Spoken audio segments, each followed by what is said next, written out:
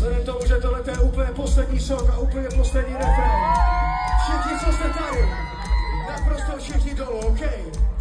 Naprosto všichni dolů, že vidět celý solo dole, OK? Chápu, že vás to může strát, ale věř mi budeš. Co až napočítám do 3. Chci vidět a slyšet co nejvyšší peklo. Uvědomte si, že tohle je poslední refrén a poslední song, takže do toho dejte všechno, OK?